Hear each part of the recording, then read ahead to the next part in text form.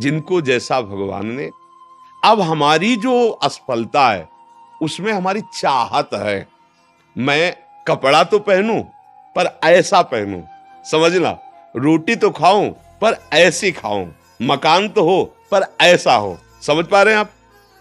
अब इसके लिए हमारा कर्म कार्य करेगा।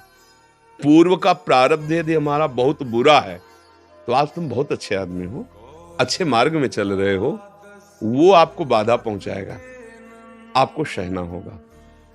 समझ रहे ना? वो आपको बाधा पहुंचाएगा।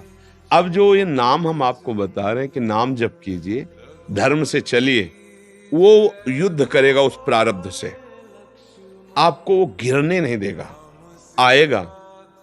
आप जो कार्य कर रहे हो उसमें सम्यक जो फल मिलना चाहिए नहीं मिला, आपको असंतुष्टता होगी, क्योंकि आपने ऐसे पूर्व में कर्म किए हैं।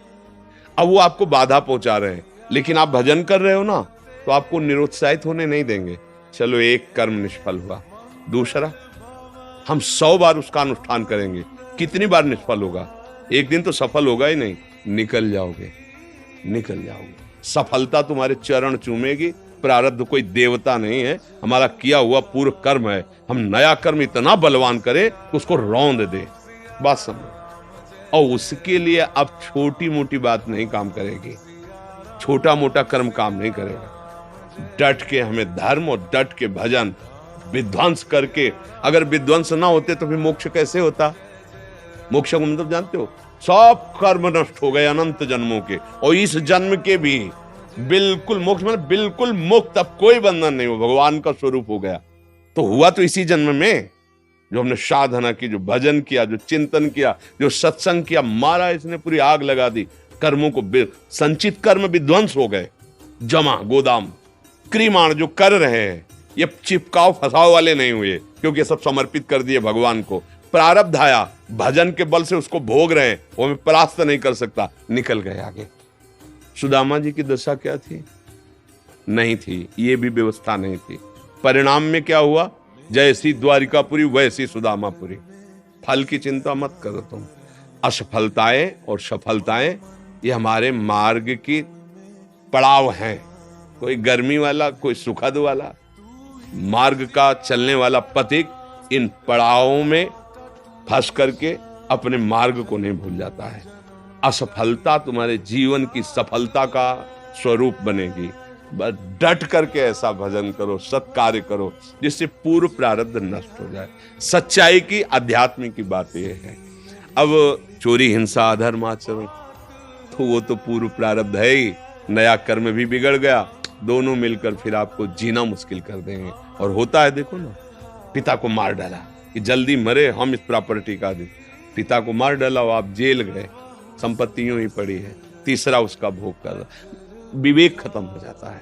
विवेकवान बनो, जैसी भी परिस्थिति हो उसमें राजी होना सीखो, वो आपके ही कर्म का परिणाम है। और ऐसे नवीन कर्म करो कि विध्वंस कर दो उस प्रारब्ध कर्म को जो तुम्हें झुकाना चाहता है, मिटाना चाहता है।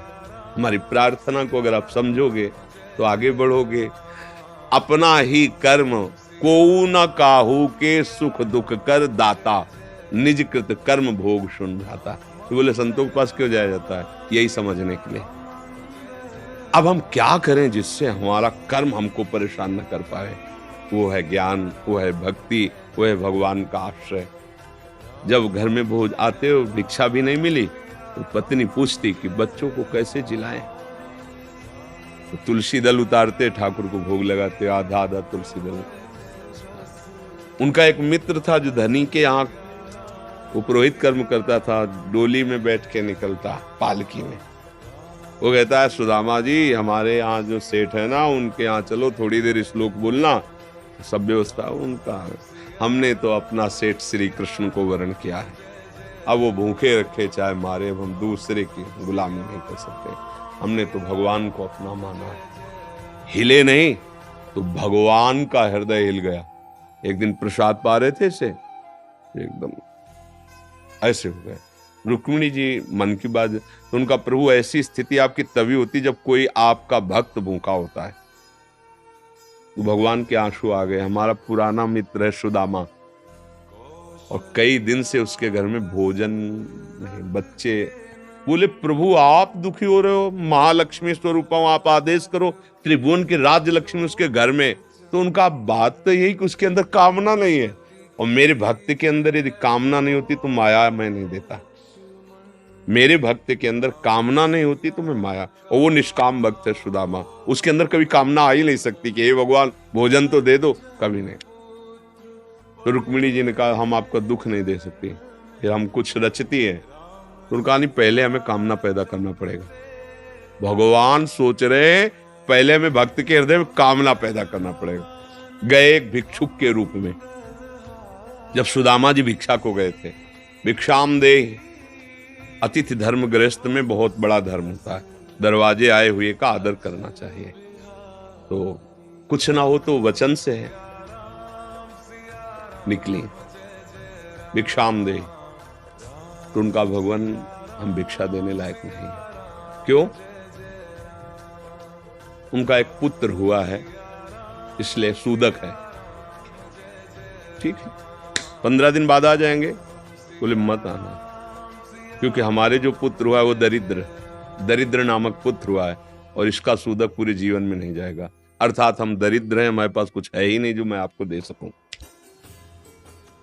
भगवान ने कहा सुना है तुम्हारे पति के मित्र द्वारिकाधीश भगवान हैं, जिनके मित्र श्री कृष्ण द्वारिकाधीश हैं, उनकी ये दशा, एक बार कहो ना अपने पति से कि अपने मित्र के पास जाएं।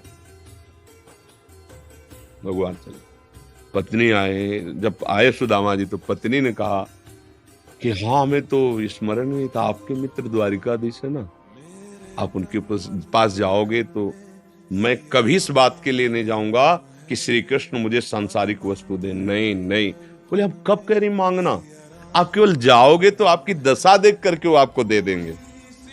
बोले तुम कहती हो तो हमें दर्शन मिलेंगे मेरे प्यारे के, इसलिए मैं जा सकता हूं।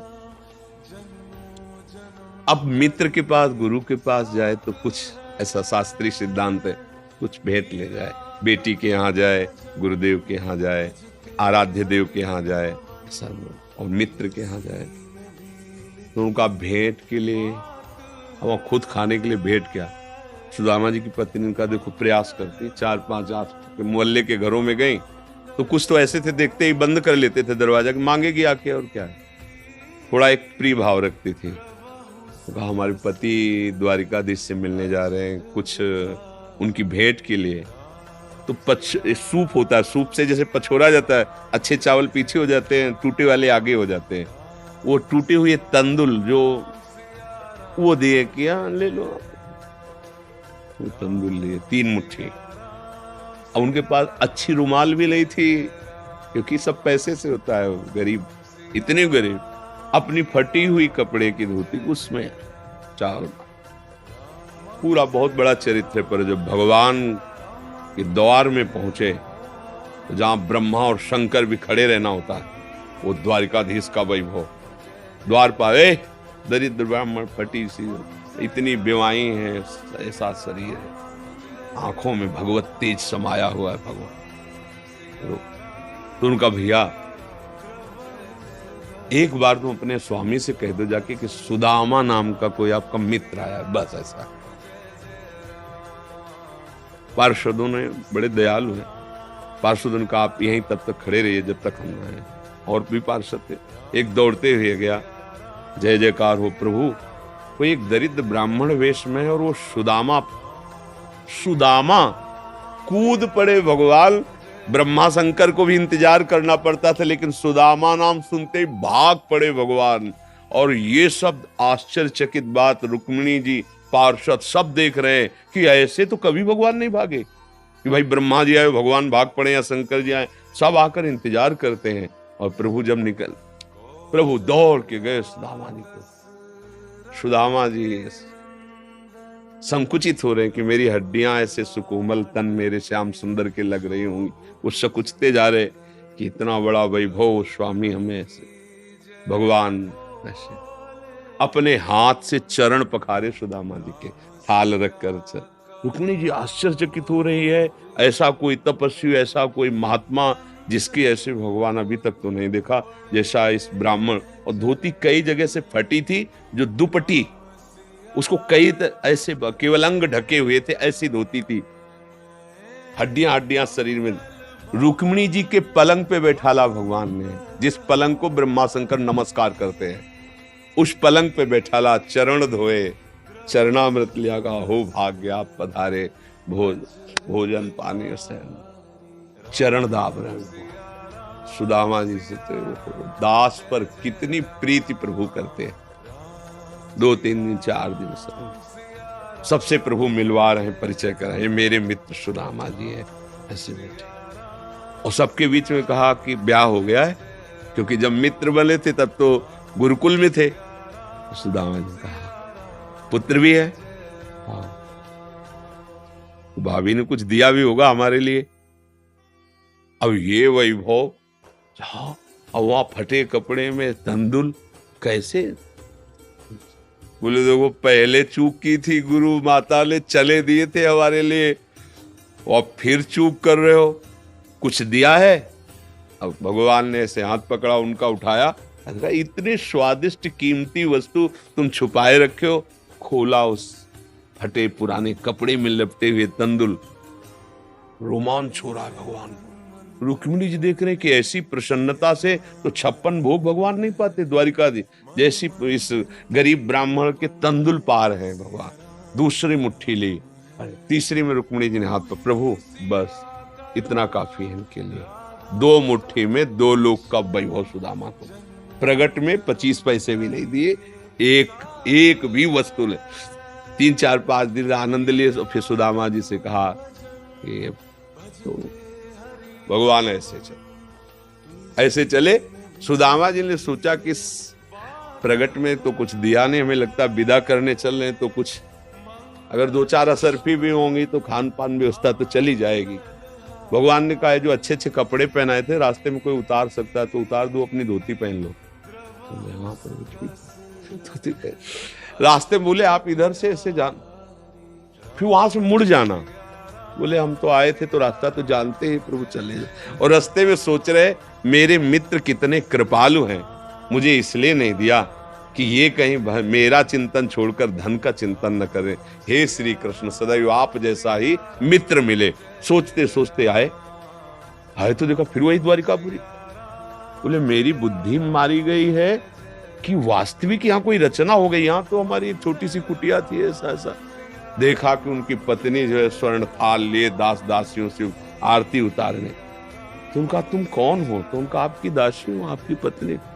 ये सब बोले जिनके पास गए थे ना, उन्होंने सब अश्रुपुलकित हो रहे कि वास्तविक तेरे दरबार की आली निराली शान ये देखी, सखावत खुद तेरी गलियों में चक्कर काटते देखा, फैलाया हाथ जिसने तेरे दरबार में आकर तुझे देते नहीं देखा, मगर झोली भरी देखी। ऐसे अगाध सिंधु भगवान का दासत्व भला हमको निष्फल कैसे हो जाए? हम जो राधा राधा जप रहे, हरि हरि, ये कभी निष्फल हो सकता है, पर धैर्यवान रहो।